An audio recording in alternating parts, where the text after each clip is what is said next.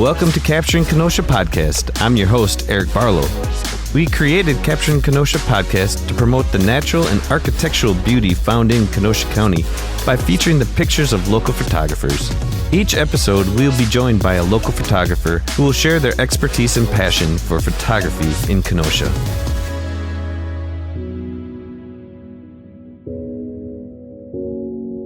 Welcome, folks, to our first official Capturing Kenosha podcast. We are very excited to have a special guest for our first ever podcast, Tom Corrao. Tom is the originator and creator of Capturing Kenosha Facebook group. Welcome, Tom. Thank you. Before we do get into the whole idea behind Capturing Kenosha, I just want you to explain to the people that might be listening, how did you get into photography? Why do you love it? What drew you to this? Years and years ago in the 80s, I was in the military and serving in Japan in the Air Force. And I actually lived 10 years in Japan.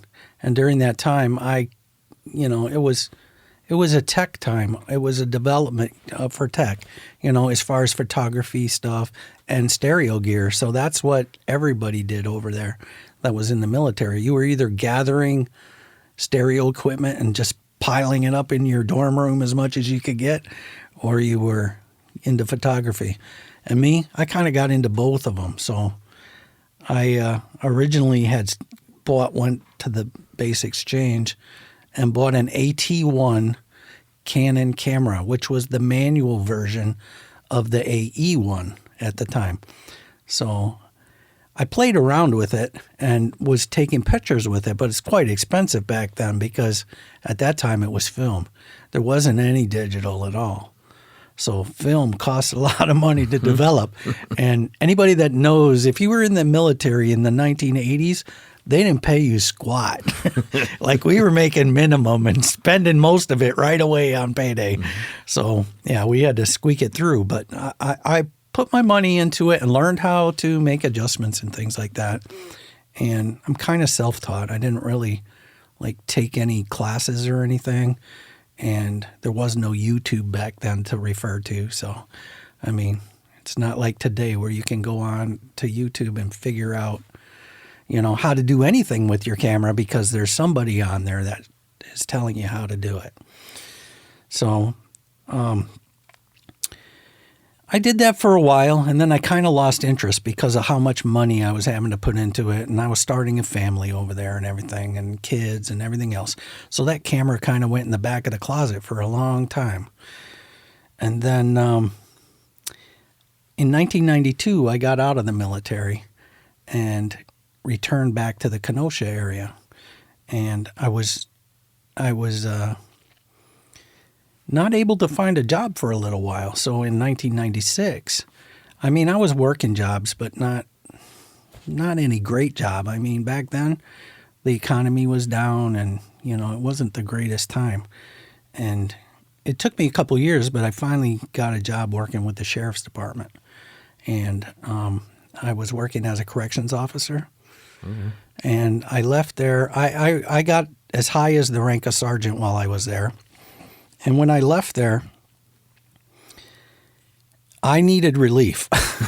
I needed something to get my mind away from where I had been for so long. Just being in that environment it's crazy.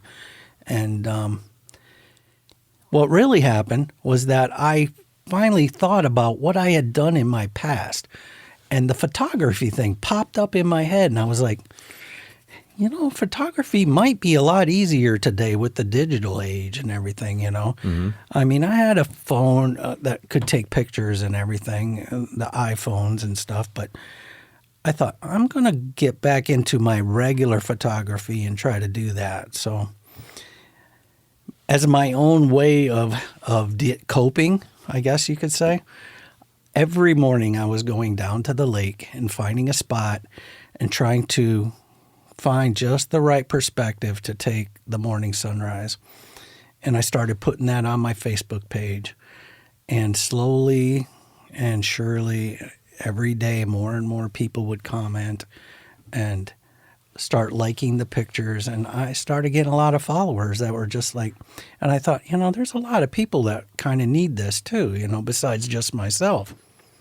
Yeah, I was gonna say I've seen many posts when people are posting pictures of the sunrise, and just thank you for taking pictures since I couldn't get down there. Right. And you know, Or I had to go to work. exactly. And I wish I could have been there, you know, because the colors in the sky are just spectacular. Right. You know, and I missed it. But I'm glad you caught it because I get to see it. Now you talked about how you started when it was film and now it's digital. Have you made that transition then? Oh, yeah. Yeah. I got my game up there now. I shoot with a Canon R5. I actually have 2 of them. Nice. And I have a whole stable of lenses that I use now. And depending on what kind of pictures I'm setting out to take, I've kind of jumped in with both feet into the deep end of the pool. So It's easy to do it quickly, isn't it? yeah, it is. And I like the results I'm getting. So as long as I continue to please myself, I'll probably continue to strive to do better and better. Yeah. And so would you say, because you mentioned that you are down by the lake taking pictures, is that your favorite location, or where do you really enjoy to go to take a picture if you're like, hey, I need something to do? Well, I was kind of bound to be in this area because I wasn't quite old enough to draw any Social Security or anything. And yeah, I was going to be able to draw my state retirement and live off of that. So I was going to be fine. And I decided to leave the sheriff's department because it wasn't healthy for me to stay there any longer. It wasn't safe for other people also because, you know, of my diminished capacity at the time, you know. So the photography thing really sent my life in a different direction too.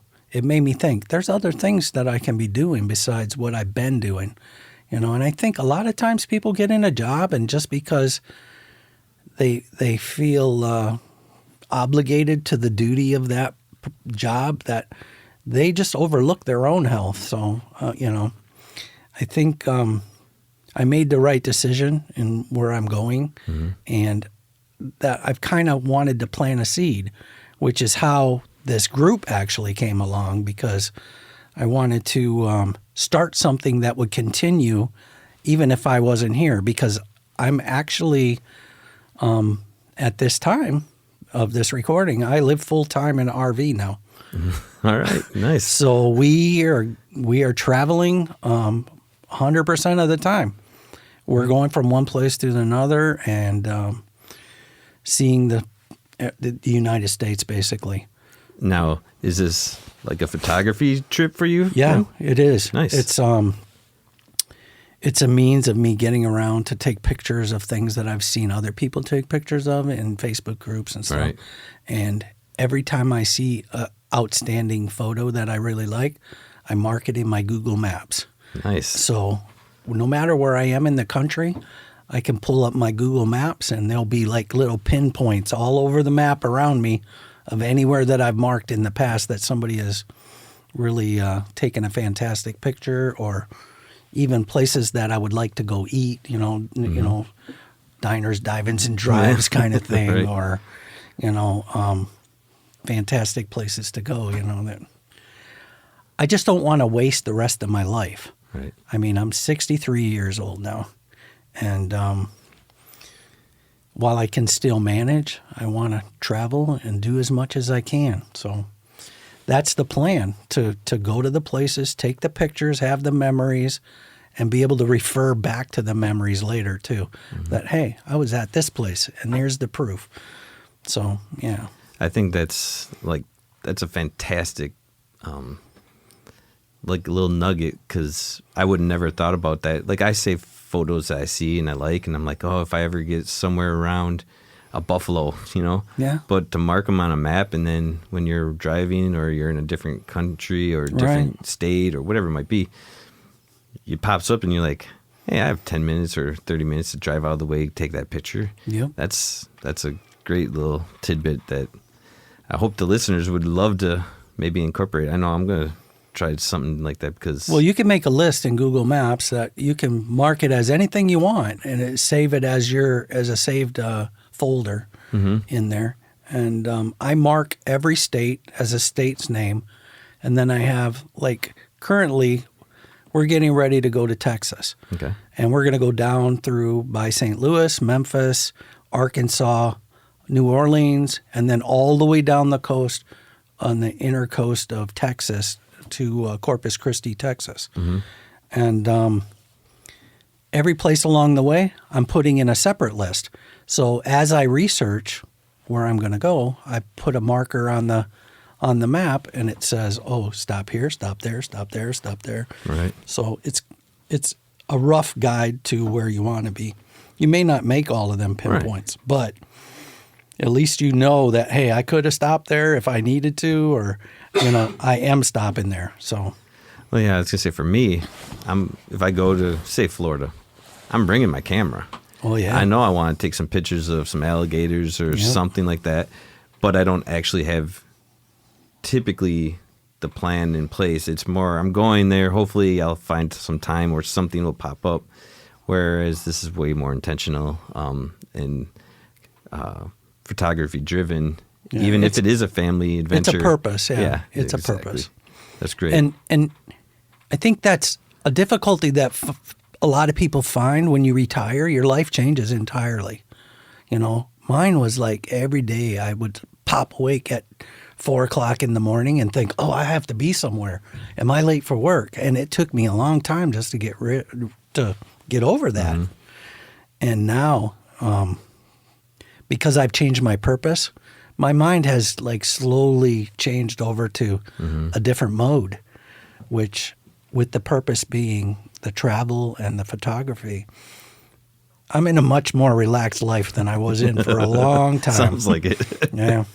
I was going to say, for me, everyone gets into photography or whatever their hobby might be for different reasons. And for me, it was really twofold. One was, I know at some point I'm going to end up retiring. I mean, I still have quite a few more years before that ever happens, but I want a hobby. I don't want to just be sitting around. I want something I can be like, hey, I'm bored. Let's go take some pictures of whatever it might be or wherever I'm at.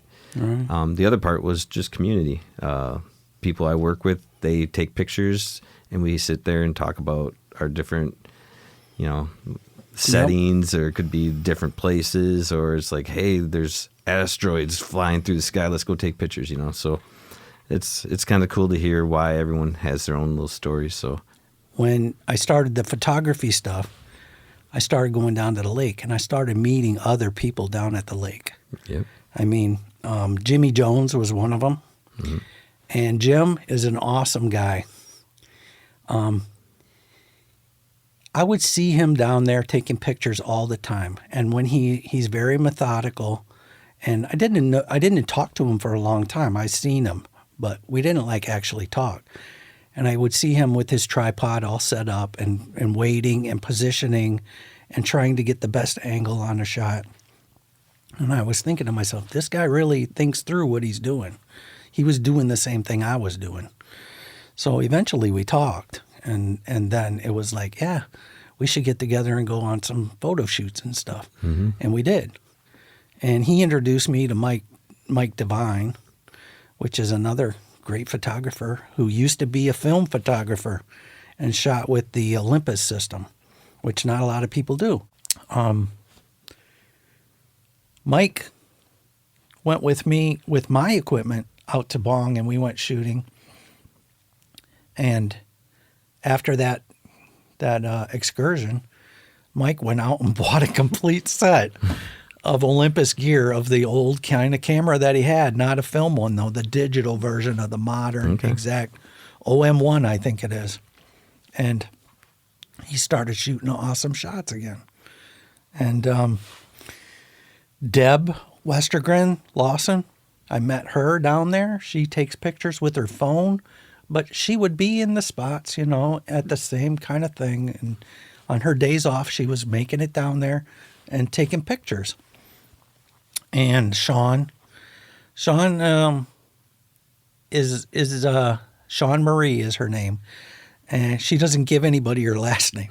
She goes by Sean Marie Love or something like that online. Okay. But she's the same thing. The group has caused her to go from shooting every day or all the time with her iPhone to actually buying a decent camera now, and she's out there and she's taking awesome pictures. So it makes my heart feel good that people are growing from what we're doing with the group. And it's really amazing to see all the different photographers, and the iPhone, any phone really nowadays, they take some amazing pictures. They can do some amazing things with those. It's hard to really even tell the difference sometimes online, what they're shooting with, and it doesn't really matter what they're shooting with. It's the art behind it. Yep. And if you really, Kenosha has some awesome photographers, even with their phones. Jeremy Kipp, he stands out as a high phone photographer. He thinks outside the box when he's lining things up. So I really like his photography. Now, you kind of mentioned the Capturing Kenosha Facebook page and kind of why you started it. But what's your dream for it? What was your dream? What do you see? What do you want for it moving forward? I want it to grow in a way that it helps people release, like I was doing, that it gives them a means of expressing their artistic abilities, and so that they can gain appreciation of others.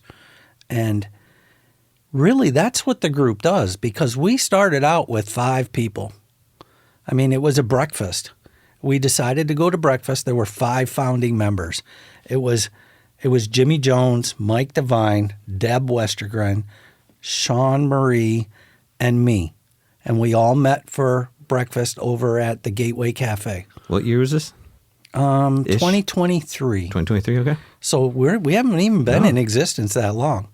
But from that 5 people, I think we're at 6,600 this month. Yep. So it just keeps growing, and it's amazing how every single week we pick up about 100, 150 people onto the group that just like the photography. And a lot of them have connections to Kenosha. So they live in another place because they got married to somebody and moved away, or their job took them somewhere and they just used to be here. They all know of Kenosha or whatever. There's a lot of people like that. They really enjoy being able to see what it looks like nowadays from what they remember. And a lot of times they put their memories in their comments. Now, I'm going to ask you this question because I think I know the answer. What's your favorite thing in Kenosha to take pictures of? Oh, I bet you think I'm going to say the lighthouse. That's what I was assuming. I have taken a lot of pictures of the lighthouse. A lot of people have. It actually is near and dear to my heart as far as a thing to take a picture of down there, because it adds context to my photography in the picture. And there are so many different angles and ways that you can photograph it here that you could see it 1,000 times, and every time could be something a little bit different. The reflection, the water around it, the wave action, the birds, the moon, the sun, the everything. Yeah. So yeah, it is one of my favorites. But I really like the wildlife photography and the bird photography too. And I love that. While I'm traveling, I'm going to kind of try to increase my abilities in them fields too. So as far as Kenosha, probably the sunrise. Yeah, in the morning time, I try to catch the sun in different ways. And we have the lake, which is just like looking across an ocean. It is.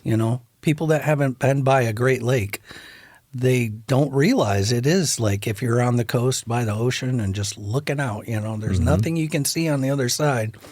And when the sun comes up, depending on what the conditions are in the sky, you're going to have a different sight every single day because the clouds will be different, the way the light is refracting. If it's snowy in the air or it has ice crystals in the air, you'll see rainbows in the sky. You'll see what I like to call cotton candy skies that are like purples and pinks all in there.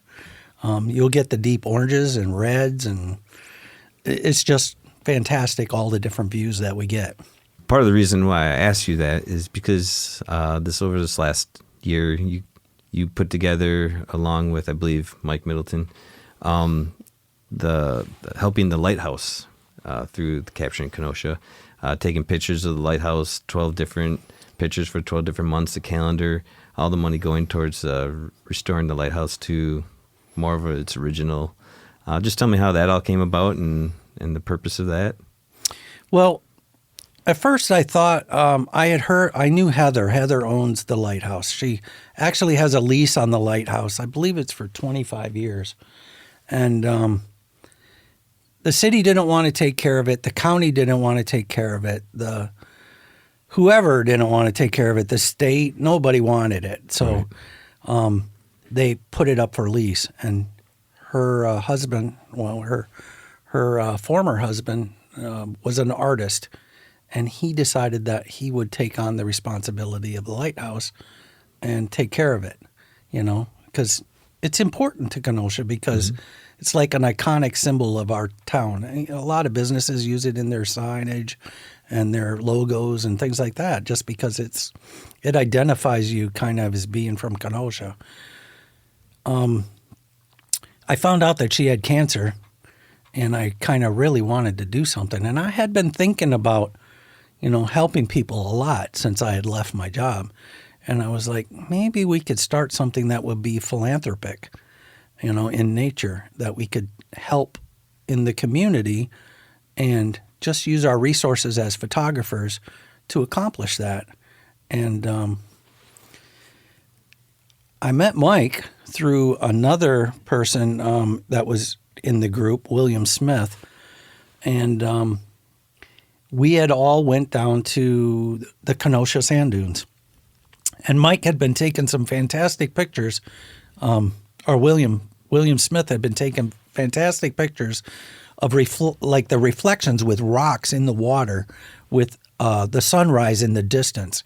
And both me and Mike, we saw the picture and we both wanted the same thing. Mm-hmm. We wanted the secret spot. So it's always about the secret spot. We got with that guy. Yeah, we got with that guy and we were like, show us where you took it. So, that was really when I met Mike Middleton for the first time. And Mike, after that, had explained to me that he kind of had the same kind of interest of helping the community in that way and doing some kind of philanthropic work. So I just thought it was interesting that we got thrown into the same mix in the same interest area and both wanted to do the same thing. Mm-hmm. So we came up with, hey, let's just have a fundraiser and make a annual calendar that we can donate the funds that we make through a 501c to a community project that has it was just sheerly altruistic, that we just wanted to help. Mm-hmm. We didn't want anything in return except to help our community and heal our community. So that was the whole reason behind trying to help Heather with the lighthouse. And I'm assuming, although I don't know if there's any plans, I haven't heard yet, but that next year there'll be another type of calendar, another... Well, I'm going to be on the road, but I will help as much as I can from the road. But I've pretty much given the reins to Mike as the leader of the band. All right, you all heard that. Mike Middleton. You can find him no, I'm just joking. He actually will love help. If you want to give him some help towards these kind of projects, absolutely, we can use it. And you can contact him and through the group. Yeah. And it's a community thing again, right? Yeah. It's not your thing. It's for the community of Kenosha. It is. And if you want to help the community, there's ways to do it. And, Absolutely. Just a few random questions, I guess, more about photography. Do you have a bucket shot list? Kinda. I have things that I want to take pictures of that I haven't been able to yet. So, yeah, I feel that if I was able to get a good picture of a northern harrier, I want one of those, and I haven't been able to catch one yet. I thought I got one when I was in Florida last winter, but it ended up being identified as something else. So Okay. I can't check that one off. I was so like, oh, I finally got it. But I didn't actually get it. It was some other kind of lesser hawk that if you put pictures on and you misidentify on Facebook, you're going to get all of these bird people telling you, you're a dummy. Why don't you learn your birds? Yeah. But yeah. Yeah. I the snowy owl. Yep. Any owl picture, really. Just, Yep. I love. And Jennifer those. Nelson, a local photographer, just took an awesome picture of a snowy owl right down by the I lighthouse. saw that. I was and jealous. that was amazing. I was like, what? I know. I've seen them in Milwaukee County, people taking pictures of them, but not in Kenosha. And so I was like, oh, because I think them snowy owls hang out where they're feeding, because he was feeding. He had something when he took off.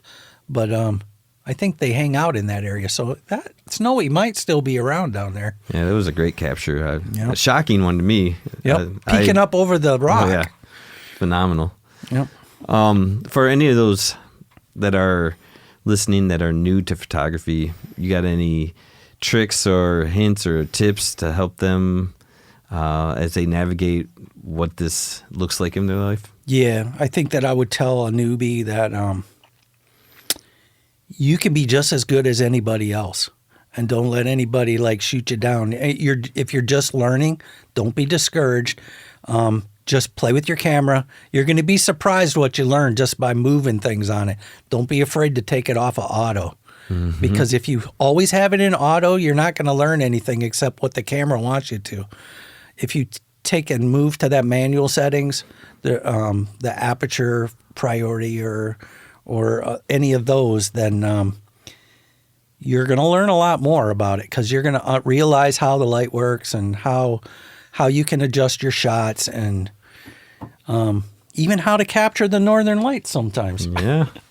That's actually, I think, where I first met you. Yeah. Was that? Yeah, that was that night. Like at May. What time was that? It was 4 in the morning. 4 in the morning, and we were all down there just running us around, three, just sitting down there. And I was just getting there, and you guys were still out there. Yeah, I'd been up all night. I was out at Bong before that. Wasn't that crazy? Mike's like, hey, I'm heading down at 3 in the morning. But you guys really busted it on them. I had my wrong lens on there at that day, so like it mine was a were new okay. experience for everybody, really. It was awesome. It was, that was one of the top moments of my photography. Well, it's rare that it comes down this far south, and we get such a clear shot of it where we can get the whole lighthouse in there too. Yeah. Yep. Yeah. I was glad that picture got put into the calendar for this year. Yeah, it made me mad because Mike took it and I didn't, but that's okay. Yeah. I still got a lot of good ones that day. The thing about taking a good picture is only being there at the right time and the right place, because it's all luck. It isn't skill. It's putting yourself in the right place to be able to take that. It takes a little bit of skill. Yeah. And a little bit of thinking, but it don't take nothing to push that shutter down. If you got your settings and stuff, you just take that picture, It's right time and right place. Yeah, I was going to say one of the first things that I really struggle with, and I still do to this day, is I get excited. I take out my camera and I start just taking pictures without looking at any of the settings. Yep. Like I might have been taking wildlife, so it's on, high shutter speed, and now I'm taking landscape, or usually it's the other way around. I screw it up because I get one picture and it's all fuzzy instead of clear, because I hadn't taken the time to look at my settings before. You finally find that northern harrier and you take it and you got it set on slow and everything's blurry. It's awful. Yep. It's like, discouraging, but it happens all the time, and that's okay. That's kind of the fun. It's the hunt of it, really. Right. It's part of the learning process. Yeah. And making that mistake makes you think about it the next time that you're out there. So you need to get out there and make that mistake sometimes, just to plant that seed in your head. Hey, look at your settings and you'll be better. And that's why it's nice going with other people, because then you go, hey, what are you shooting at?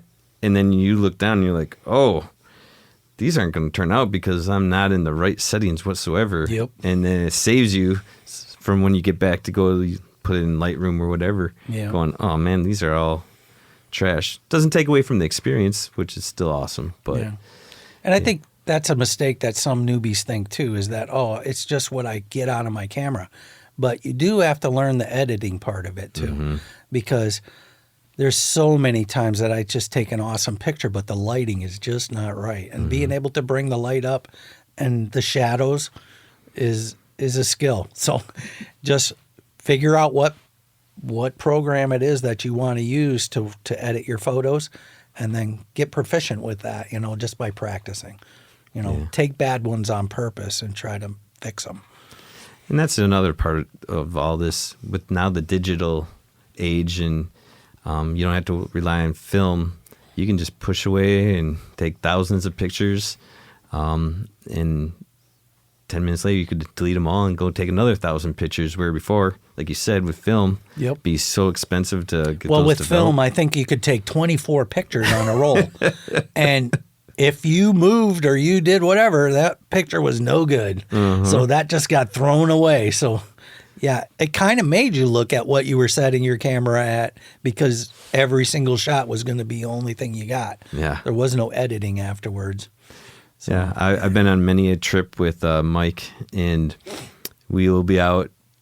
Doesn't really matter, and all I hear is.